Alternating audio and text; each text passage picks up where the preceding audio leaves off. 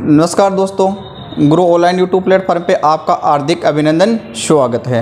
दोस्तों, अपने चुंबक का टॉपिक चल रहा था, उस टॉपिक के अंदर 3 टॉपिक हो गए थे। आज अपना टॉपिक है 4 नंबर।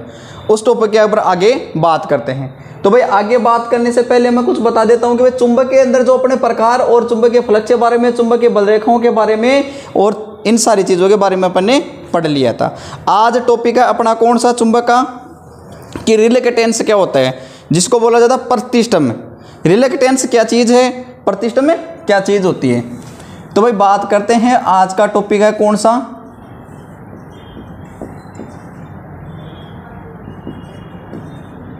रिलेक्टेंस। ये रिलेक्टेंस क्या होता है, मतलब प्रेमिनियंस है, प्रतिष्ठम।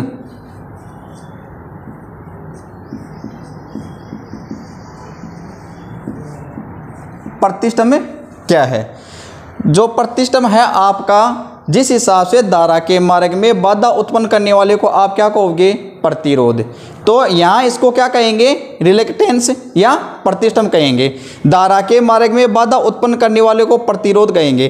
प्रतिरोध के स्वभाव का ही आपका प्रतिष्ठम है, जिसको बोला जाता है रिलेक्टेंस। तो ये रिलेक्टेंस क्या करता है कि चुंबकीय फ्लक्स के अंदर बाधा उत्पन्न करता है। जो चुंबकीय फ्लक्स प्रवाह होता है उसके अंदर बाधा उत्पन्न करने का काम करता है कौन, प्रतिष्ठम। तो ये क्या करता है, चुंबकीय फ्लक्स में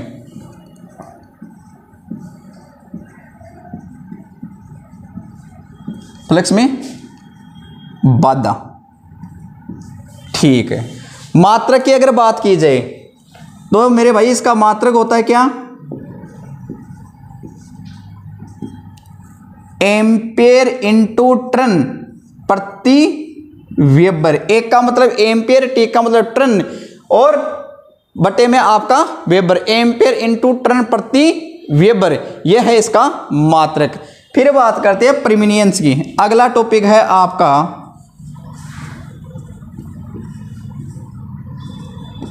प्रेमिनियंस, जिसको सहवाहक भी बोल सकते हो। क्या, सहवाहक। प्रेमिनियंस क्या होता है, जिस हिसाब से आपका चालक का स्वभाव का होता है, जिस हिसाब से आपका चालकतार होता है, उस हिसाब से आपका प्रेमिनियंस होता है। तो प्रेमिनियंस क्या करता है, चुंबकीय फ्लक्स को बढ़ाने का काम करता है। क्या करेगा, चुंबकीय फ्लक्स को बढ़ाता है। मात्रक क्या है इसका, मात्रक इसका है, हाँ भाई आगे इस बात से और ध्यान रखा, जो रिलेक्टेंस है ये प्रेमिनियंस का उल्टा होता है। क्या, व्युत्क्रमानुपाती होता है। तो इसलिए मात्रक देखोगे तो उल्टा करना है आपको यहां से। तो वेबर प्रति एम्पियर इंटू टर्न, ये किसका मात्रक है, आपका प्रेमिनियंस का मात्रक है। वेबर प्रति एम्पियर इंटू टर्न।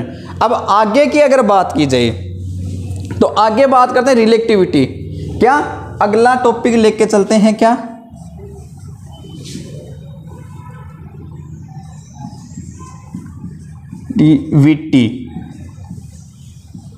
रिलेक्टिविटी मतलब धारणशीलता।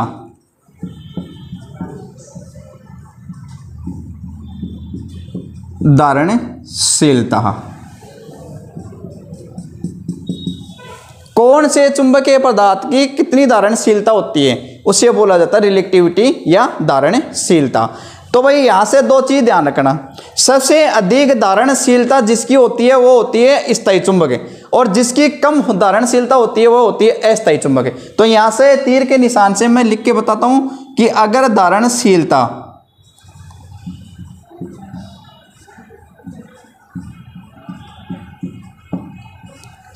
मतलब अधिक, तो कौन सी चुंबक बनेगी आपकी, स्थायी चुंबक। और जिसकी धारणशीलता कम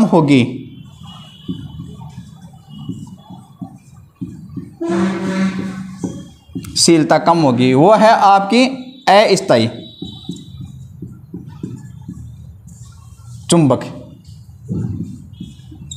यहां तक आपको समझना है। दोबारा सुनना, रिलेक्टेंस का मतलब है प्रतिष्ठम। प्रतिष्ठम करता क्या है कि फ्लक्स प्रवाह के अंदर बाधा उत्पन्न करने का काम करता है। फ्लक्स प्रवाह के अंदर बाधा उत्पन्न करने का काम किसका है जी? रिलेक्टेंस का। प्रतिष्ठम जो फ्लक्स को बढ़ाने का काम करता है, फ्लक्स प्रवाह के अंदर बाधा उत्पन्न नहीं करता है, फ्लक्स को आगे बढ़ाता है, उसको कहते हैं प्रतिष्ठा में। और दोनों का मात्रक है, रिलेक्टेंस का मात्रक है एम्पियर इंटू टर्न प्रति वेबर है। और जो आपका परमिनियंस है इसका मात्रक है वेबर प्रति एम्पियर इंटू टर्न। ये बात आपको ध्यान में रखनी है। फिर बात की थी अपने रिलेक्टिविटी मतलब धारणशीलता कि कौन से पदार्थ की कितनी धारणशीलता होती है, और जिसकी अधिक धारणशीलता होती है उसको स्थायी चुंबक मान के चलते हैं, और जिसकी कम होती है उसको मानते हैं अपने अस्थायी चुंबक है। एक बार स्क्रीनशॉट ले लीजिए, बाकी बात करते हैं।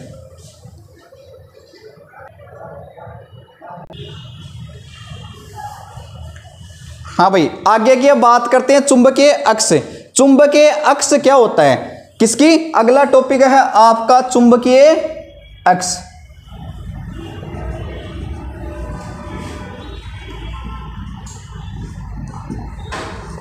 चुंबकीय अक्ष किसे कहेंगे? सुनना ध्यान से एक बार।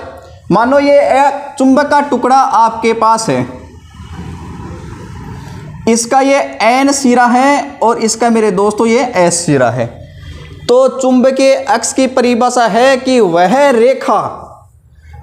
रेखा जो एन व एस ध्रुव को दोनों को मिलाने का काम करती है वो है चुंबकीय अक्ष। कौन सा? चुंबकीय अक्ष। कि इनके बीच के अंदर इन दोनों का जॉइंट, यहाँ जो रेखा बन रही है जो इनको मिलाने का काम कर रही है वह है इसकी चुंबकीय अक्ष, बीचों बीच। तो बात करें यहां से कि चुंबकीय अक्ष किसे कहेंगे? कि वह रेखा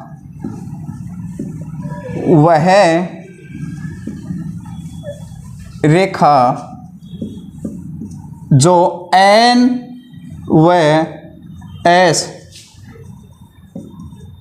ध्रुव को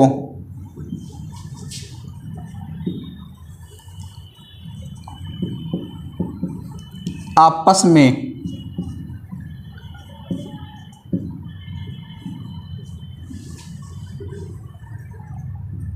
मिलाती हो,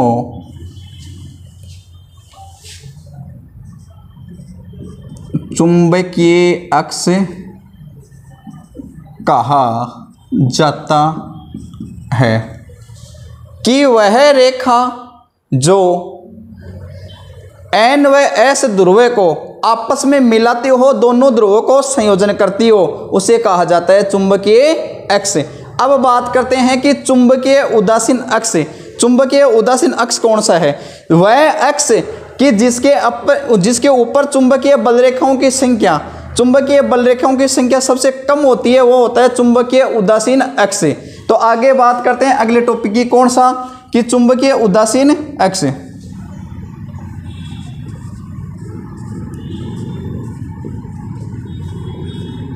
उदासीन अक्ष।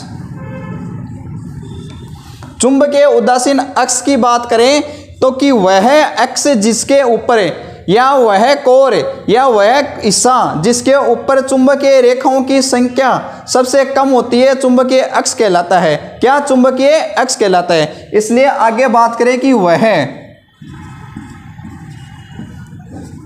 अक्ष जिस पर चुंबकीय रेखाओं का मान कम होता हो वह अक्ष चुंबकीय उदासीन अक्ष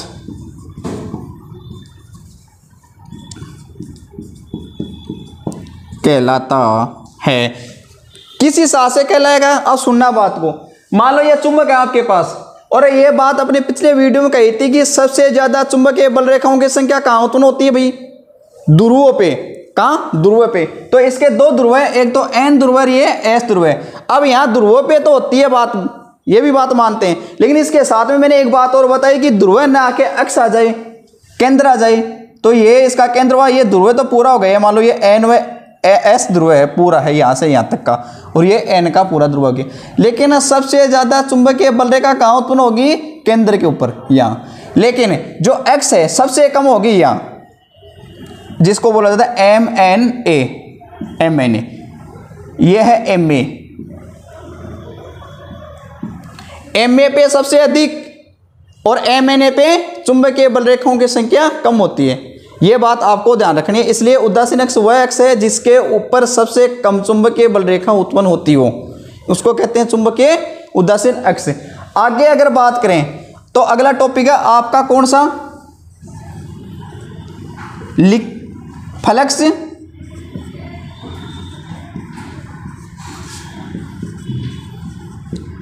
leakage factor. Flux leakage factor, इसका मतलब क्या है? फ्लक्स लीकेज फैक्टर का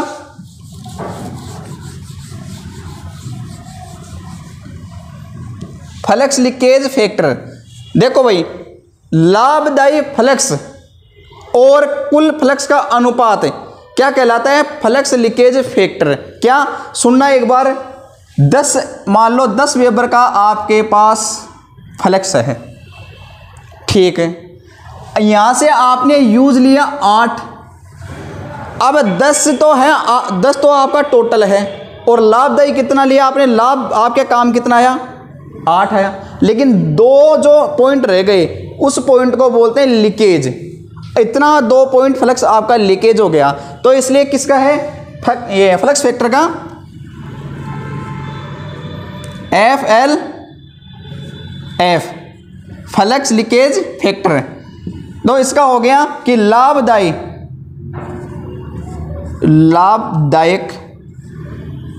फ्लक्स अनुपात कुल फ्लक्स। लाभदायी फ्लक्स व कुल फ्लक्स के अनुपात को क्या कहोगे? Flux leakage factor. यहां से अगर देखा जाए आगे से FLF, फ्लक्स लीकेज फैक्टर, तो लाभदायक फ्लक्स बटे कुल फ्लक्स, ये इसका सूत्र हो गया। इतनी ती बात समझ में आई होगी। उम्मीद करता हूं कि सारे टॉपिक, मेरे 4 टॉपिक दे दिए, समझ में आया होगा। अगर कहीं भी आपको दिक्कत होती है तो कमेंट बॉक्स में कमेंट करके, या फिर मेरे नंबर है व्हाट्सअप नंबर जो मैंने यूट्यूब पे दे रखे हैं, उन पे आप संपर्क करके हमें अवगत कराओगे। आगे की क्लास करेंगे अपन कल। इसके लिए जितनी क्लासें मेरी पहले डाली हुई थी उनको देखना। जो मेरे से आज नया स्टूडेंट जुड़ता है वो पीछे वाली क्लास को देखे एक बार। 3 क्लास तो पहले हो चुकी है, आज 4 नंबर क्लास है ये। इन क्लासों को आप पीछे जाके देखें, प्ले लिस्ट में पूरी क्लासें आपको दी हुई है। जय हिंद, जय भारत।